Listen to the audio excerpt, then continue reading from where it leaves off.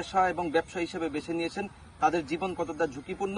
তাই গত 5 তারিখেই আমাদের এই বছরের পুজো কমিটি একটা সিদ্ধান্ত নিয়েছে অফিসিয়ালি, যাতে আমাদের এই 21 লক্ষ টাকা দুর্গাপুজোর বাজেট নিয়ে আমরা কোনো অবস্থাতেই কোনো ধরনের যানবাহন থেকে আমরা সেই টাকার যোগান দেব না এবং যোগানের ব্যবস্থাও করব না। যদি কোনো ধরনের ক্লাব সদস্য ক্লাবেরই সিদ্ধান্তের বাইরে গিয়ে নিজেদের ব্যক্তিগত স্বার্থের জন্য কোনো ধরনের যানবাহনের থেকে চাঁদা কালেকশন করে, তাহলে আমি অবশ্যই আপনাদের মাধ্যমে সবার কাছে বিনীত অনুরোধ করব আমাদের ক্লাব কর্তৃপক্ষের সাথে যাতে যোগাযোগ করে প্রয়োজনে সেই সমস্ত অসাধু ব্যবসায়ীদের প্রতি আমরা আইনি ব্যবস্থা গ্রহণ করব। এবং সর্বোপরি আমাদের এই প্রোগ্রেসিভ ক্লাবের পক্ষ থেকে আমি প্রত্যেককেই আপনাদের মাধ্যমে তেলিয়ামুড়া সহ গোটা রাজ্যবাসীর প্রত্যেককেই আমি অনুরোধ জানাবো, পুজোর দিনগুলিতে যেন আপনারা আমাদের পুজো প্রাঙ্গণে এসেন, আপনারা অনাবিল আনন্দে মেতে ওঠেন এবং দেবী দশভুজা মায়ের কাছে আমরা অনুরোধ করব মায়ের মঙ্গল দৃষ্টিতে সমস্ত অংশের রাজ্যের মানুষদের জীবন যেন আলোকিত হয়। নমস্কার।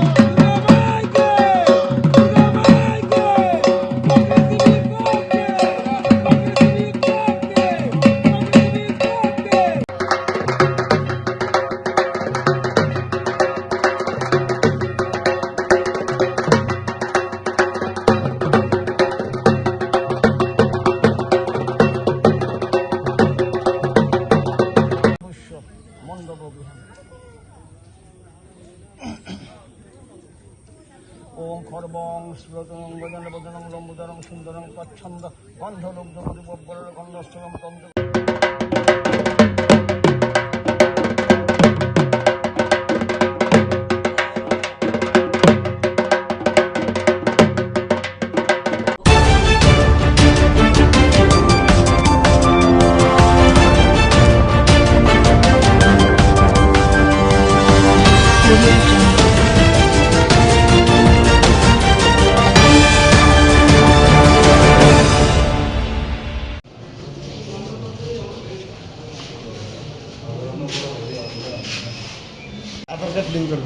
আচ্ছা, তো অপেক্ষা করতেছেন গেলে কারেন্ট নাই। কতক্ষণ অপেক্ষা করতেছেন? ও তো 15-20 মিনিট। মানে কারেন্টের লেগে কাজ হইতেছে না? হ্যাঁ, এর আগে মহকুমা শাসকের কার্যালয়ে এভাবে বিদ্যুৎ নেই, আপনার কি মনে হইতেছে? এটা তো লগে এটা গেম হয়েছিল, কারেন্টটা থাকানো দরকার। এরকম তো অন্যান্য পরিষেবা বন্ধ রয়েছে নাকি?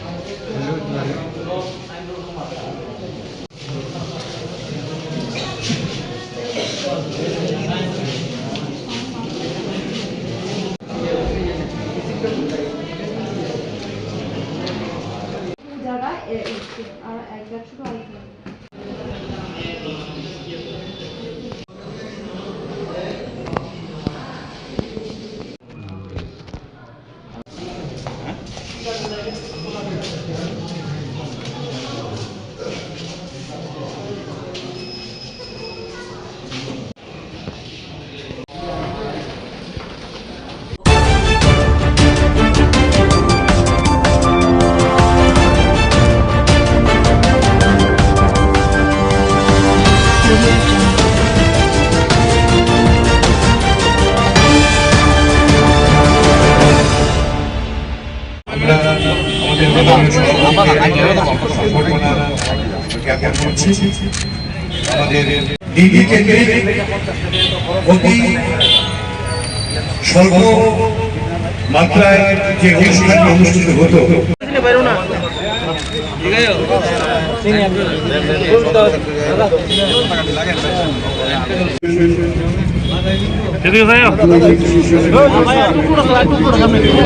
ভারতীয় জনতা পার্টি সরকার আমাদের মাননীয় প্রধানমন্ত্রী শ্রী নরেন্দ্র মোদীজি যবে থেকে আমাদের দেশের শাসন করেছেন এই শাসন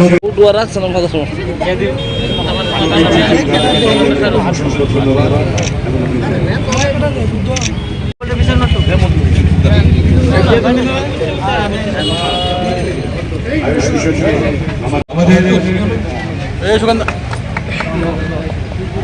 ছোট্ট সংগঠনের পালা এখনো রয়ে গেছে।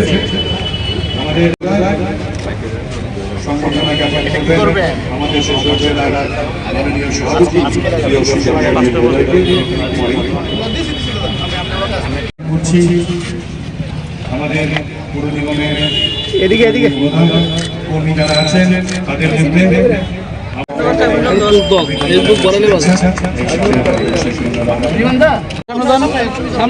ঘুরেন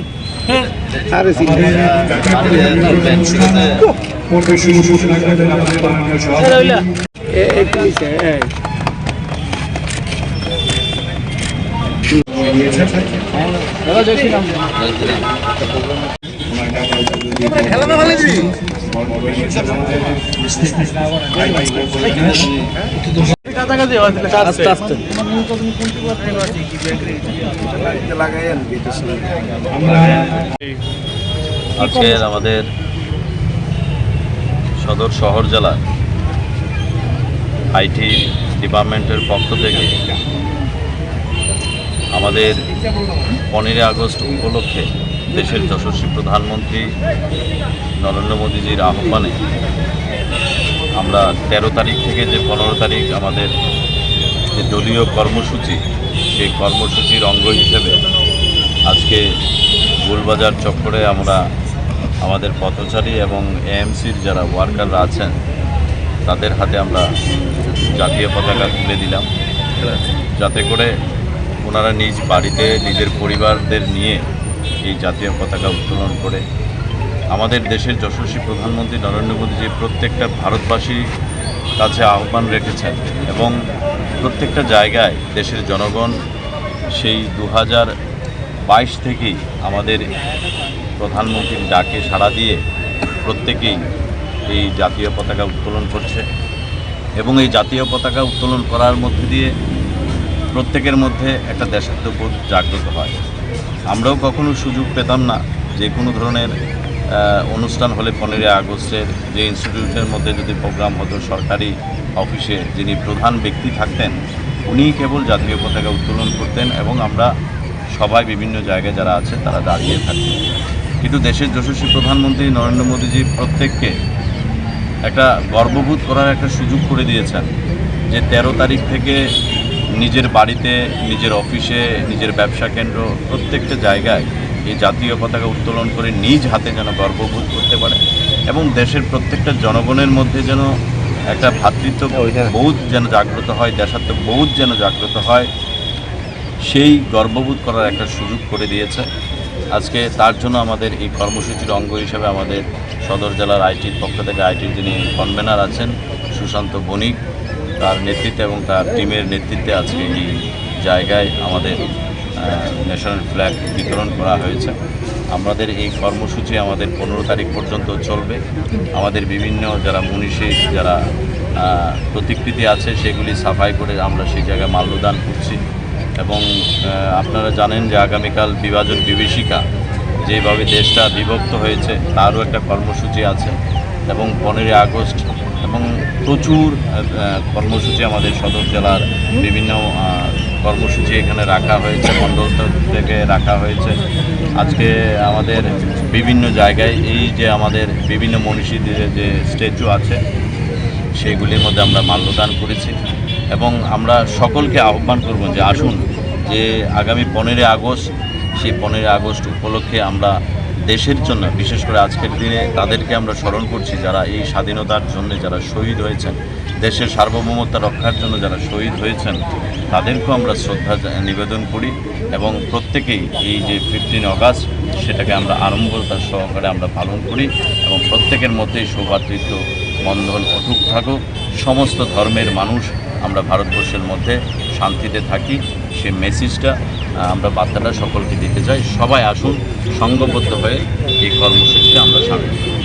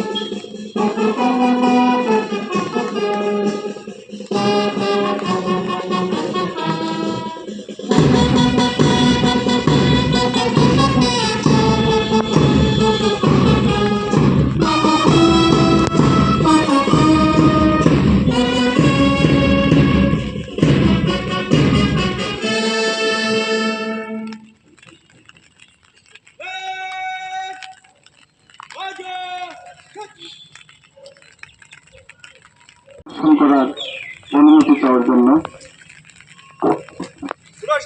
স্বতন্ত্র দিবসের পর একজোস পাসেঞ্জো তুষার জন্য অন্যান্য আফগানিক সিনকেলে হাজিরা সীমান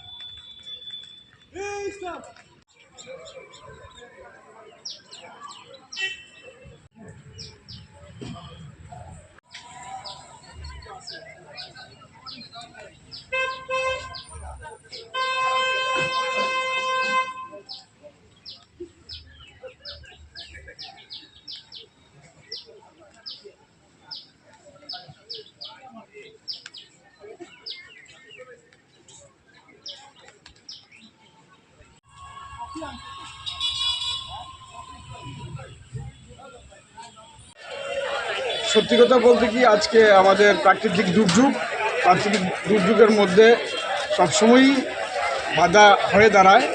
সব বাধা অতিক্রম করেও আমরা মাঠে সবাইকে উপস্থিত করতে পেরেছি এবং যে নিয়ম আছে নিয়মগুলো মেনে আমরা একের পর এক যে সিকোয়েন্স আছে মেনটেন করে প্যারেড কমপ্লিট করেছি, যাতে আগামী পরশুদিন আমাদের কোনো ধরনের সমস্যা বা বাধাবিঘ্ন না ঘটে, সুন্দরভাবে যাতে প্যারেডটা সম্পূর্ণ হয়। তারপরেও কাদার জন্য, মাঠে প্রচুর কাদার জন্য ছোটরা মার্চিং করতে পারেনি, সমস্যার সৃষ্টি হয়েছে।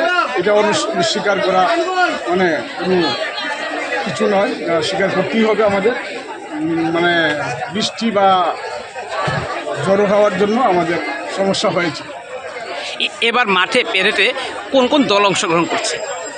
এবার মাঠে আমাদের থাকছে টিএসআর বাহিনী, BR police, civil police man, civil police women, পাশাপাশি থাকছে আমাদের এনসিসি ম্যান, এনসিসি ওমেন এবং স্কাউট অ্যান্ড গাইড এবং আরেকটা থাকছে সিভিল ডিফেন্স। এই থাকছে, ঠিক আছে। সঙ্গে আছে আপনাদের টিএসআর এর ব্যান্ড পার্টি।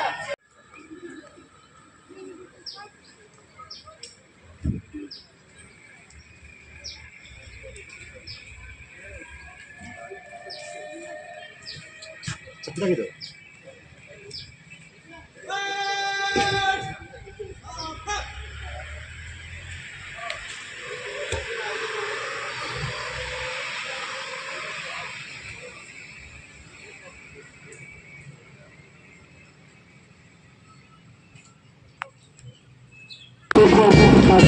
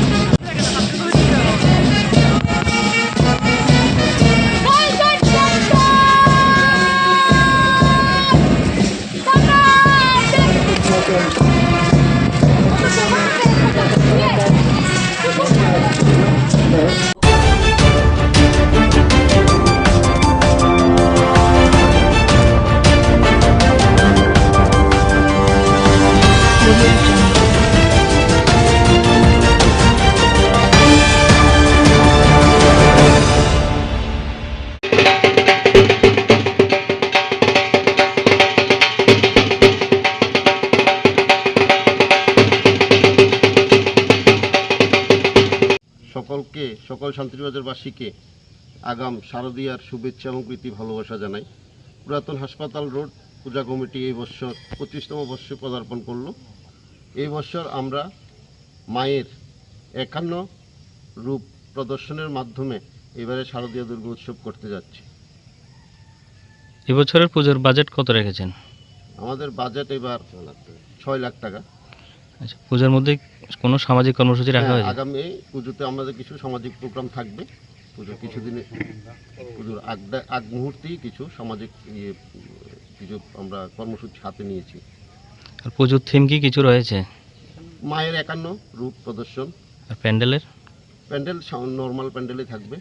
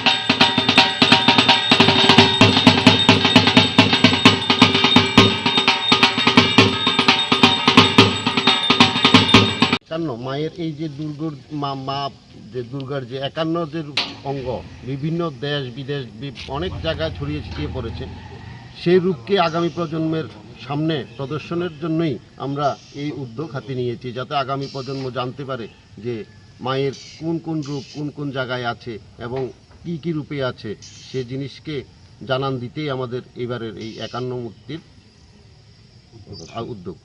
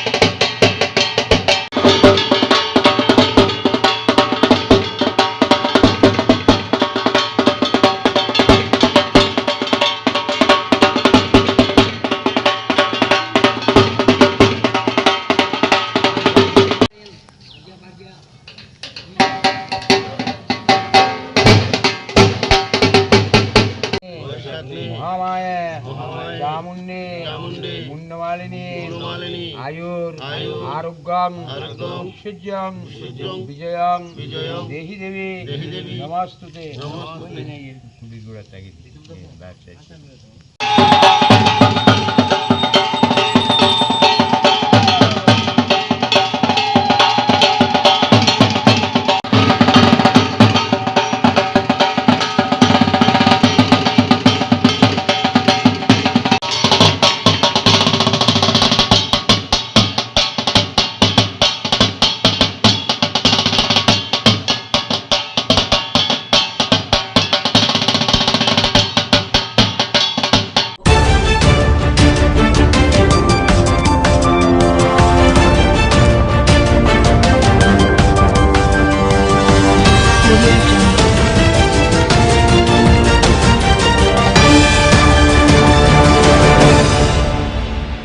ভাবে আমাদেরকে প্রযুক্তিগত ভাবে আমাদেরকে স্মার্ট করে তুলছে আমাদেরকে। কি সুন্দর মাননীয় মোদীজি প্রত্যেকটা প্ল্যানে দেখবেন কি সুন্দর।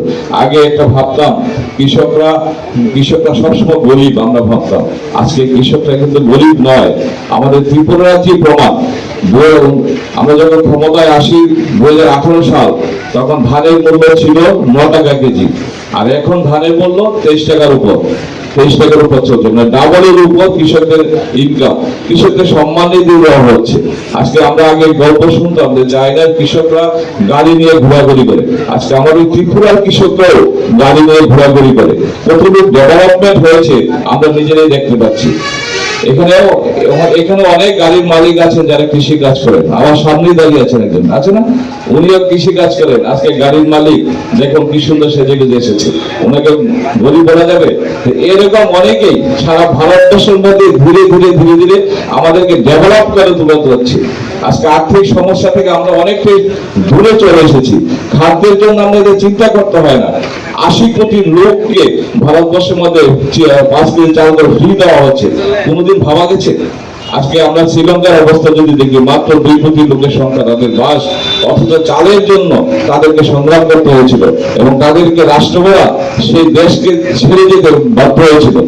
আজকে আমাদের 80 কোটি লোককে ভালো মাননীয় মোদীজি আজকে দীর্ঘ কত বছর ধরে এবং আগামী আরো 4 বছর আমাদের মাননীয় মোদীজি এই ফ্রি চাল খাওয়াবেন ঘোষণা দিয়েছেন এবং খাওয়াচ্ছে। প্রত্যেকটা অবস্থায় আজকে রেশনিং ব্যবস্থা থেকে আরম্ভ করে সবকিছুতে একদম সততা চলে এসেছে। আগে রেশন সময় যখন আমরা 4-5 থেকে পরে যেতাম, তখন বলতো যে আপনার চাল শেষ হয়ে গেছে, আপনার চিনি এখন নেই, আপনার যে প্রাপ্য জিনিস সেটা নেই। কেন নেই? আর শেষ হয়ে গেছে বা আপনি নিয়ে গেছেন। তখন কি ছিল? রেকর্ডিং ব্যবস্থা ছিল না, তাদের তখন ওটা খাতার মধ্যে রেখে রাখতো, সেখানে যাই বসে তারা লিখতো। আর এখন কি হয়েছে? এখন আমরা আঙ্গুলে টিপ দিই, বায়োমেট্রিক প্রসেস চলে এসেছে। আজকে আঙ্গুলে যদি আপনি টিপ না দেন, আমি সেই রেশন শপে জিনিস আনতে পারবেন না।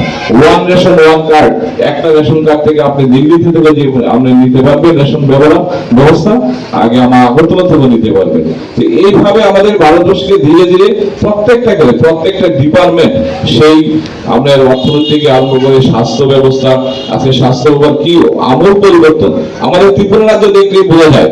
ত্রিপুরা রাজ্যের আজকে জিবি হাসপাতাল বলুন, আইজিএফ হাসপাতাল বলুন, টিএমসি হাসপাতাল বলুন বা আইএলএস হাসপাতাল বলুন, আজকে কোথায় গিয়ে স্বাস্থ্য ব্যবস্থা দাঁড়িয়েছে? আমরা দেখছি বড় বড় অপারেশন, কিডনি ট্রান্সপ্লান্ট থেকে আরম্ভ করে হার্টের বড় বড় অপারেশন, ওপেন হার্ট সার্জারি আমাদের ত্রিপুরা রাজ্যে হচ্ছে, জীবিত হচ্ছে। কোনোদিন ভাবতে পেরেছি আমরা? কোনোদিন ভাবতে পারিনি ওপেন হার্টের সার্জারির মতো অপারেশন আমাদের জীবিত হয়। এরকম ভাবে আজকে স্বাস্থ্য ব্যবস্থা কোথায় গিয়ে পৌঁছেছে। পাশাপাশি মোদীজি সেই আয়ুষ্মান কার্ড, সেটা আশীর্বাদ রূপে আছে আমাদের জন্য। এই আয়ুষ্মান কার্ডের মাধ্যমে আজকে আমরা যারা গরিব অংশের লোক আমরা বলি, তারাও আজকে সেই আয়ুষ্মানের তারা নিশ্চিত, কারণ তাদের কাছে পকেটের মধ্যে আয়ুষ্মান কার্ড আছে। এই আয়ুষ্মান কার্ডের মাধ্যমে আপনি আইএলএস হাসপাতালে বসে আপনাদের চিকিৎসা করতে পারবেন। আপনার হার্টের অপারেশন 3 লক্ষ থেকে 4 লক্ষ টাকার অপারেশন, হার্টের অপারেশন আমরা আইএলএস হাসপাতাল থেকে ফ্রি করাতে পারি, চোখের অপারেশন ফ্রি করাতে পারি। বিভিন্ন ব্যবস্থাপনা আমরা এখান থেকে আয়ুষ্মান কার্ডের মাধ্যমে আমরা করতে পারছি। এরকম বহু প্রমাণ আমাদের ত্রিপুরা রাজ্যে আছে। ভারতকে কিভাবে সুন্দর, আমি সেটাই বলার চেষ্টা করছিল যে ভারতকে কি সুন্দর মাননীয় মোদীজি কি সুন্দর আমাদেরকে তৈরি করছে, কি সুন্দর ক্লাস করে দিচ্ছে আমাদেরকে। আমরা বুঝতে পারছি না যে আমরা কিভাবে স্মার্ট হয়ে যাচ্ছি, কিন্তু আসলে আমরা স্মার্ট হয়ে গেছি। আজকে দেখা যাচ্ছে মেয়ে ছেলেরা বাইক স্কুটার দিব্যি চালাচ্ছি, কোনোদিন ভাবিনি আমরা এরকম হবে। আজকে সেই জায়গায় আমরা পৌঁছে গেছি। ভারতবর্ষ সারা পৃথিবীর মধ্যে 1 নম্বর দেশ হবে তার নিশ্চিত বলা যায়। এবং মাননীয় মোদীজি যে স্বপ্ন এই বিকশিত ভারত, এই বিকশিত ভারত একদিন হবেই 2047 সাল, হাতে আর বেশি দিন নয়। আমরা তার আগে আমরা দেখতে পাবো ভারত সারা পৃথিবীকে রাজ করতে যাচ্ছে।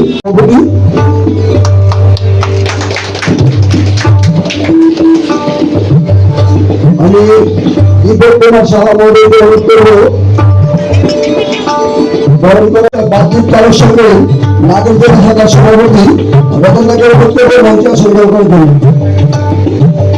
আমি নিজের আমাদের মাননীয় মোদীজি যে আহ্বান সারা দেশ 13 তারিখ 14 তারিখ এবং 15 তারিখ 3 দিন ব্যাপী প্রত্যেকের বাড়িতে জাতীয় পতাকা উত্তোলন করা এবং জাতীয় পতাকা সবার কাছে বিলিয়ে দেওয়া বিভিন্ন সংগঠনের মাধ্যমে। সেই উপলক্ষে সামনে রেখে আমাদের নাগরদোলাস্থিত অল ত্রিপুরা যে বাস অ্যাসোসিয়েশন আছে এবং সোনামুড়া বাস অ্যাসোসিয়েশন, তারা দুজন মিলেই, দুটা অ্যাসোসিয়েশন মিলেই আজকের এই পতাকা বিতরণ অনুষ্ঠান এখানে আয়োজন করা হয়েছে। তো সেই উপলক্ষে এই মঞ্চে আমাদের ভারতবর্ষ হল বসুন্ধরা, রত্নভূরা বসুন্ধরা, আমরা সবাই জানি। দীর্ঘ বছর ভারতের ইতিহাস, সেই ইতিহাসকে মোগল সাম্রাজ্য থেকে শুরু করে ইংরেজ আমাদের ভারতীয় ঐতিহ্য সংস্কৃতিকে নষ্ট করার চেষ্টা করেছে এবং ওই ইংরেজদেরকে হটিয়ে আমাদের দেশের যারা বরেণ্যরা ছিল, যারা আমাদের স্বাধীনতা এনে দিয়েছে, তাদের প্রতি আমরা কৃতজ্ঞতা জানাই। আমি এই মঞ্চ থেকে তাদের প্রতি আমার কৃতজ্ঞতা প্রকাশ করলাম। আজকে তাদের জন্যেই আজকে আমরা ভারতবর্ষ, এই রত্নভরা বাসা ভারতবর্ষকে আবার ফিরিয়ে পেলাম। আমরা আমাদের সেই ঐতিহ্যকে আবার ফিরিয়ে পেলাম। আমাদের মাননীয় মোদীজির স্বপ্ন আমাদের ভারতবর্ষ 2047 সাল একটা বিকশিত ভারত রূপে গঠন হবে এবং সেই লক্ষ্যে মাননীয় মোদীজি ভারতবর্ষ প্রতি সারা ভারতবর্ষকে কাজ করে চলছেন এবং উনি আমাদেরকে মেক ইন ইন্ডিয়া স্বপ্ন দেখিয়েছেন এবং এই মেক ইন ইন্ডিয়া স্বপ্নের ফল আমরা কিন্তু ধীরে ধীরে দেখতে পাচ্ছি। আমরা একটা সময় দেখতাম একটা সাধারণ কলম কিনলেও তার গায়ে লেখা থাকতো মেড ইন চায়না। সেখান থেকে আমরা অনেকটাই সরে এসেছি। যখন মাননীয় মোদীজি বলছিল যে মেক ইন ইন্ডিয়া, তখন আমরা ভাবছিলাম যে ভারতবর্ষের মধ্যে কি এত প্রযুক্তি আছে যে মেক ইন ইন্ডিয়ার মতো স্বপ্নকে সার্থক করা যায়। কিন্তু দেখা গেল আমরা কিন্তু অনেকটা সার্থক। আজকে আমরা কিছুদিন আগে দেখেছি সেই সিন্দুর অপারেশন, সেই সিন্দুর অপারেশনে যে ব্রহ্মোস মিসাইল ব্যবহার করা হয়েছিল, সেটা আমাদের মেক ইন ইন্ডিয়া স্বপ্ন, সেটা বাস্তবে পরিণত হয়েছে। শুধু ব্রহ্মোস নয়, ভারতবর্ষ আজকে মোবাইল উৎপাদনও 2nd লার্জেস্ট কান্ট্রি এবং বিভিন্ন প্রযুক্তিতে, কৃষি থেকে আরম্ভ করে বিভিন্ন প্রযুক্তিতে ভারতবর্ষ সেই মেক ইন ইন্ডিয়া আজকে স্বপ্ন সার্থক হয়েছে। ভারতবর্ষ এই 2047 বিকশিত ভারতের দিকে এগিয়ে অনেকটাই এগিয়ে গেছে। আমরা অর্থনৈতিকভাবে 4র্থ স্থানে, আমরা জাপানকে পিছিয়ে ফেলে দিয়েছি। ইতিমধ্যে 3য় স্থানে আমরা পৌঁছবো। কৃষি, আমরা খাদ্য উৎপাদনে, খাদ্যশস্য উৎপাদনে সারা ভারতবর্ষ পৃথিবীর মধ্যে এখন 1 নম্বর দেশে আছে। আজকে খাদ্যশস্য ভারতবর্ষ থেকে অনেক দেশ আজকে আমদানি করে নিয়ে যাচ্ছে। ভারতবর্ষ, আমরা প্রত্যেকটা শিল্প ক্ষেত্রে দেখুন, প্রত্যেকটা দিকে আমরা আজকে অনেকটাই এগিয়ে গেছি এবং ভারতবর্ষ আগে সেই দুর্বল ভারতবর্ষ নয়। যে সময় আমরা দেখেছিলাম চীন আমাদের জায়গা দখল করে রেখেছিল, সেই সময় ভারতবর্ষ থেকে আমরা অনেকটাই মজবুত ভারতবর্ষ আমরা চলে এসেছি এবং তার প্রমাণ আমরা বিভিন্ন অবস্থায় আমরা দেখতে পাচ্ছি।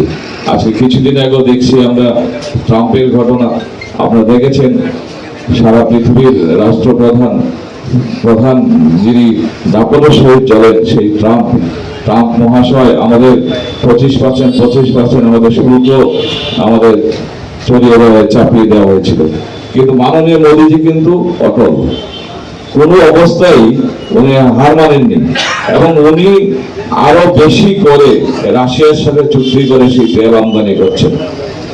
মাননীয় মোদীজি কেন করছেন? কারণ ভারতবর্ষ একটা এখন মজবুত জায়গা আছে।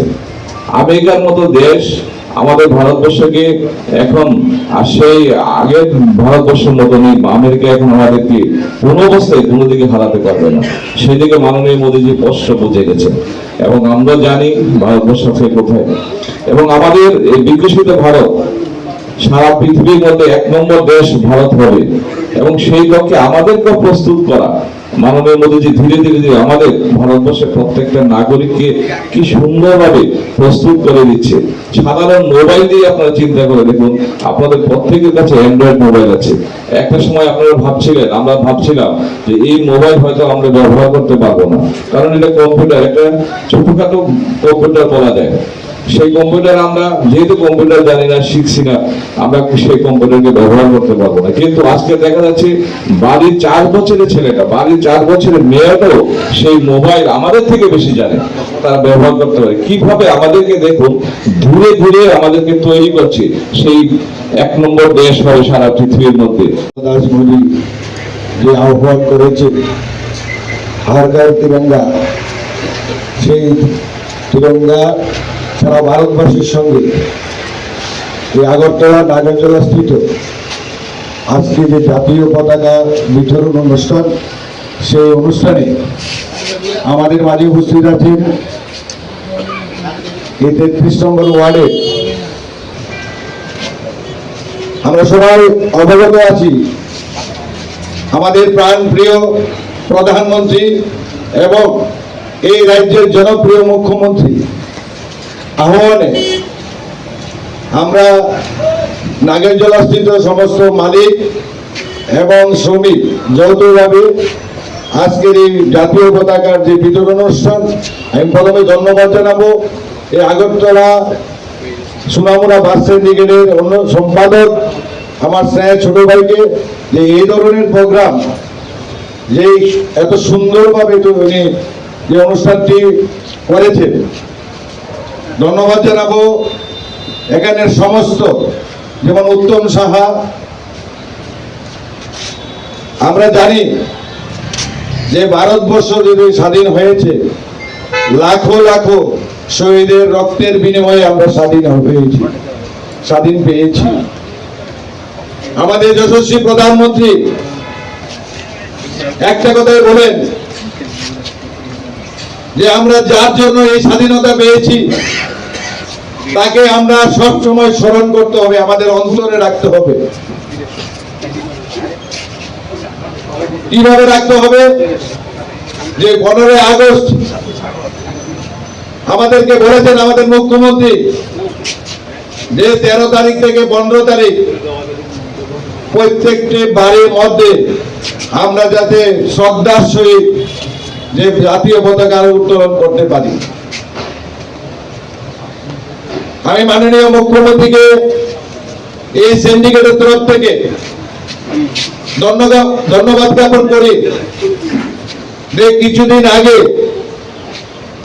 আমাদের একটি বাস বিশ্রামগঞ্জে আক্রান্ত হয়েছিলেন। তৎকালীন সময় আমাকে অনেকে এখান থেকে বলেছেন যে দাদা যে আমরা লাইন বন্ধ করে দেবো, 2 দিন পরে পরে আমাদের উপর অত্যাচার হচ্ছে, আমরা সুরক্ষা পাচ্ছি না। আমি দায়িত্ব নিয়ে বলেছিলাম যে আমাদের এখানে যে মুখ্যমন্ত্রী সৎ নিষ্ঠাবান মুখ্যমন্ত্রী, অন্যায়কে কোনোদিন প্রশ্রয় দেয় না। আপনারা দেখবেন 1-2 দিনের মধ্যে সমস্ত দুষ্কৃতিকারীরা গ্রেফতার হবে। আমরা দেখেছি যে এখানে 6 জন দুষ্কৃতী সঙ্গে সঙ্গে গ্রেফতার হয়েছেন। আমরা ধন্যবাদ জানাই আমাদের মুখ্যমন্ত্রীকে।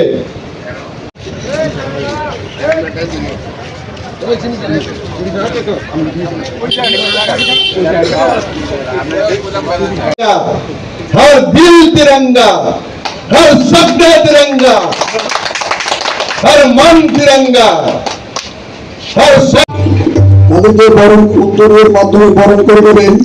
সোনামুড়া লাইন সম্পাদক সুশান্ত সরকার মহাশয় বরণ করবেন।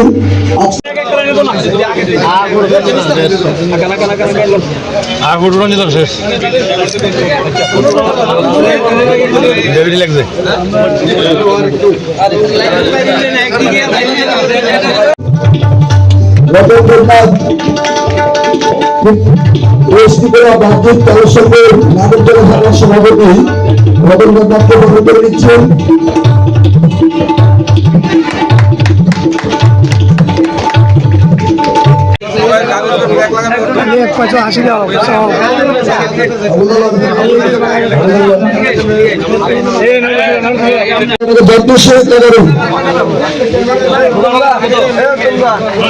জাতীয় পতাকা আমাদের শান। আমি বিশেষ কিছু বলবো না, আমাদের প্রধান অতিথি এখানে উপস্থিত আছে, বলবেন বিস্তারিত ভাবে। আমি একটা কথাই বলবো, কর্মসূচি আমরা শুরু করছি।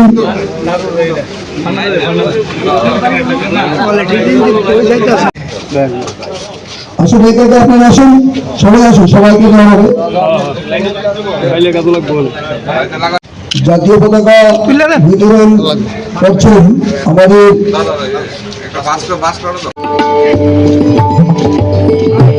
অভিনীত মন্ডলীকে বরণ করবেন আমাদের সাগর দাস।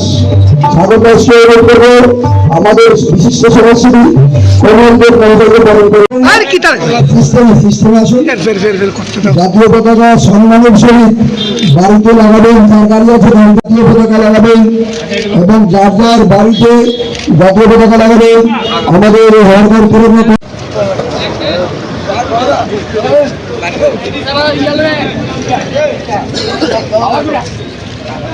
সাউথ চেয়ারম্যান শ্রদ্ধেয় অভিজিৎ মহোদয়কে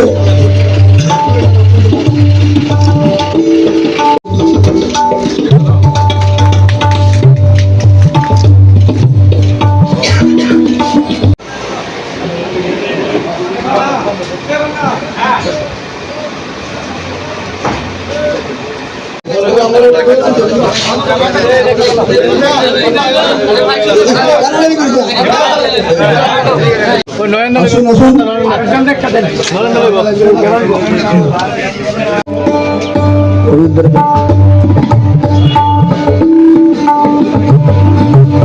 সুগন্ধ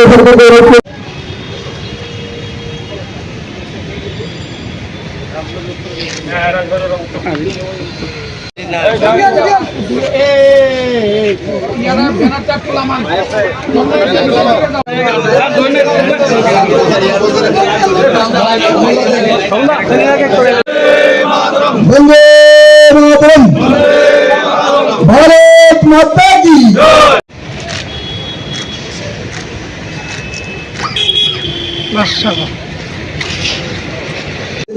জাতীয় পতাকা নিচ্ছেন আমাদের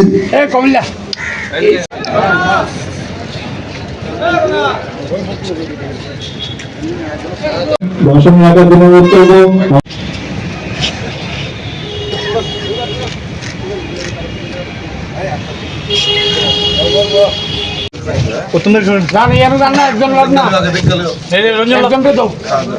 একটা স্লোগান সহ সভাপতি এবং তাকে বরণ করে দিবেন।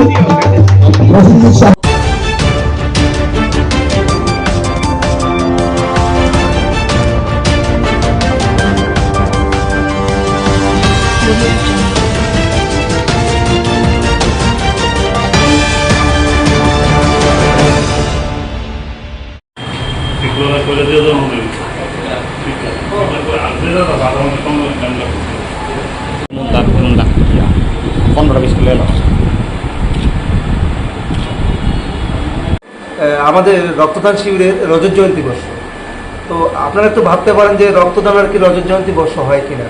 তো আমরা বলছি কি অ্যাকচুয়ালি 2001 থেকে আজকে অবধি আমরা কন্টিনিউ প্রোগ্রামটা করেছি। করোনাকালেও আমাদের গতিকে অবরোধ করতে পারেনি করোনা।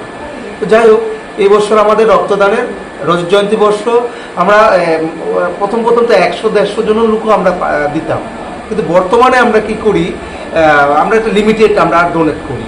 কিন্তু আমাদের একটা উইংস আছে, স্পেশাল উইংস, যেটা হোয়াটসঅ্যাপের মাধ্যমে আমরা সারা বছর অ্যাক্টিভিটিস করি। আমরা স্ট্যান্ড বাইগুলো ওই হোয়াটসঅ্যাপ গ্রুপের মাধ্যমে আমরা দিই। এই বছর আমাদের টার্গেটেড 30%, কিন্তু আমরা সারা বছর যে অ্যাক্টিভিটিসগুলো থাকে সেগুলো ছাড়বো। তো আপনাদের সাংবাদিক বন্ধুদের রিকোয়েস্ট থাকবো, আপনাদের মাধ্যমে আমরা সবার কাছে, সব সংস্থা, সব এনজিওদের কাছে অনুরোধ রাখবো যে রক্তদানের যে ধারাবাহিকতাটা থাকে সেটাই মূল। কারণ আমরা 2001 থেকে আজকেও কিন্তু ধারাবাহিক চালিয়ে দেখেছি যে এটা একটা নতুন পর্যায়ে নেওয়া যায়। তো আমি আপনাদের কাছে আবারও অনুরোধ রাখবো যে আমাদের এটা রজত জয়ন্তী বর্ষ রক্তদান শিবিরে আমরা আগামী দিন যাতে আমরা এটা সুবর্ণ জয়ন্তী বর্ষে যাই, তার জন্য আমাদের সবার আমরা সহযোগিতা কামনা করব। যেটা বললেন যে আপনি যে আপনাদের হোয়াটসঅ্যাপ গ্রুপ যেটা বললেন, এটা কি শুধু আপনাদের ক্লাব এলাকা না যে কোনো জায়গা? আমাদের এন্টার ত্রিপুরা যেই কর্নারতে হোক, আমাদের ওই স্পেশাল উইংসে যদি রিকোয়েস্ট পাঠানে, রিকুইজিশনের মাধ্যমে আমরা ডোনেট করি। ওইখানে অন্যান্য সংস্থাও আমাদের সাথে জড়িত আছে, অন্যান্য ব্যক্তিরাও আছে। নবদিগন্ত ওটাকে পরিচালনার ভঙ্গিতে আছে, ত্রিপুরা বাইরেও আছে। ওটা কলকাতা তো আমরা দিই, চেন্নাইও আমাদের সাপোর্ট পাওয়া যায়।